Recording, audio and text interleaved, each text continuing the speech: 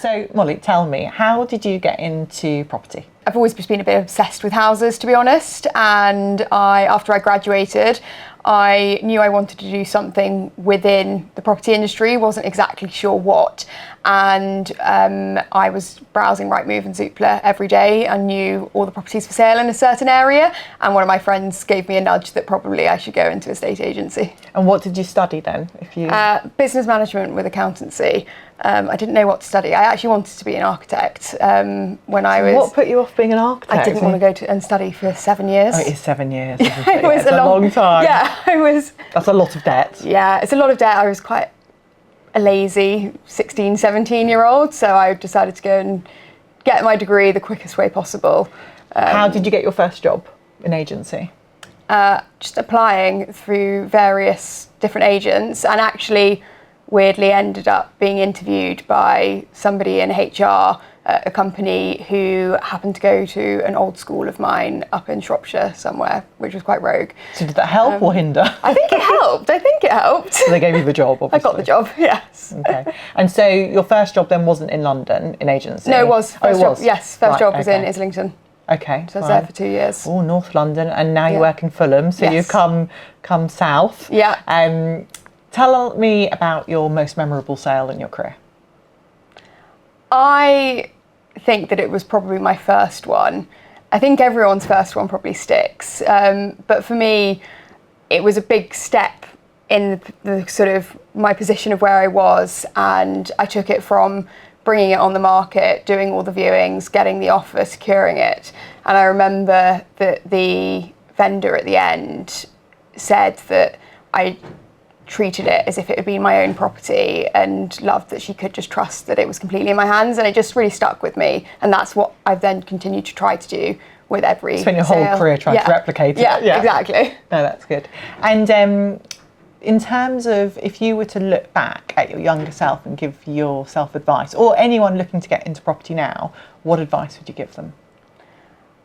I think for me, and this might be a bit rogue to say, but I think there was a bit of a stigma about an estate agency, when in terms of the type of person it might attract, and that sort of the car salesman type. You're trying to say all estate agents had a really bad reputation, which we do, by the way, and we are absolutely not like that. No, and exactly, and I think that for me, that I think prevented me of coming into this maybe sooner than I would have done, because I think I was a bit, I don't know, unsure about if I didn't really feel like I would fit into that.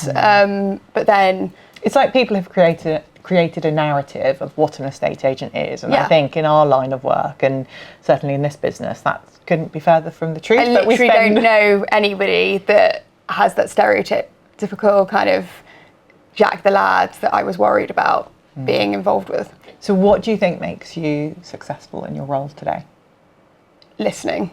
I think you have to listen to both the vendor who, they're trusting you with normally the biggest asset of their life, and also to the buyer who, again, is trusting you to help them secure something that is going to be often a long-term family home for 10, 15 years. You really need to understand what both parties are looking for.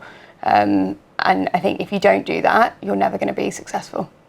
And if someone was looking to move now but couldn't see the property on the market that they were looking for, essentially, which is often the case, people can't find the home they want to buy, so they don't go onto the market themselves, what advice would you give somebody? I think there are two options, depending on how much time you have.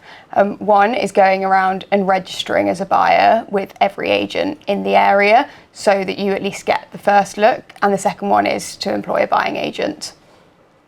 Good advice, very good advice. Not everyone can afford a buying agent, but they are worth their weight in gold if you can, because they open doors to properties you just aren't aware of. Yeah, completely. And actually they help with also the side of advice of making sure that you're actually paying the correct amount for that property. Because sometimes, if you're going through the selling agent and it's offline, they might be price testing, and a buying agent can help you making sure you're paying the market value, which therefore they're worth their weight in gold in that sense. Absolutely, and they can help with negotiations, can't they? And Negotiation. put a put someone else into the process, so it's not quite so, Yeah. it's quite confrontational, isn't it, negotiation, if you're not comfortable with it. And looking back at your career, what would you say has been your biggest challenge? I think particularly in my area in Parsons Green, there are a lot of incredible agents who've been there for a really long time, and we're talking decades. And I think to try and break into the market in a really well-known area where, people buy from people, they sell from people, and, you have to try and break through existing relationships to build the market share again. I think that's been the biggest challenge, because if people don't give you a chance, they can't necessarily see what you can bring to the table. And you're doing a fantastic job at that. So Yeah. I think that you have to give yourself credit where credit's due, that, you don't have to, you need to be relevant, don't you, in today's market. And the property market's always changing. So what's been the highlight of your career so far, because you're very young?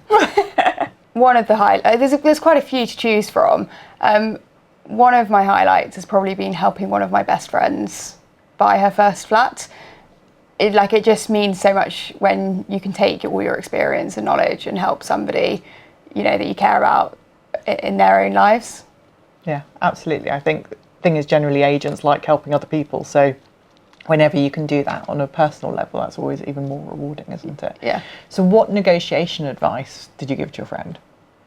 Or did you negotiate for her? I negotiated for her. Of course you did. Of course you did. But what negotiation advice would you give to someone who doesn't have a Molly to call upon? To be honest, and I've just helped another friend as well, and the advice was, for the most recent one, it was a popular property, and I was like, don't mess around. If you want to secure this property, pay what offer straight away. Don't try and get a deal. Don't insult the vendor. Put your best foot forward. Leave a little bit in the bank if you need to, but go in strong, because actually that often buyers really appreciate. I always advise as well writing a letter to go with an offer. I think having that personal element, especially if you're offering to buy on somebody's family home, there's going to be a lot of emotional connections there. And actually, I see a lot of the time vendors choosing particular offers based on the family or And do you couple. find more and more buyers do write a personal letter? Yeah, more and more. And we also get photos included now as well of the family, the kids, the dog, the cat, the hamster. That's quite a nice thing, isn't it? Yeah. I think that sort of brings it to life a little bit in terms of, but I can understand why. And likewise, I remember years ago when I was an agent, I went and I was viewing to buy for me. At that point, the seller had written left a little note in there on their living room table about all the things they loved about their home, which you won't necessarily get at a viewing, but it might be, I love having a glass of wine at 4:00 in the afternoon when the sun hits here perfectly. And it just makes it, it brings it to life in a sort of more of a reality, I guess. I think what's interesting as well is we can often be quite cautious about buyers and sellers meeting each other during the process. But actually, some of my most successful sales have been when the buyers and sellers have met each other. And I know quite a few who still have existing relationships with each other beyond the sale. I think it actually adds to it quite a lot. Yeah, absolutely. Molly, outside of work, how do you de-stress?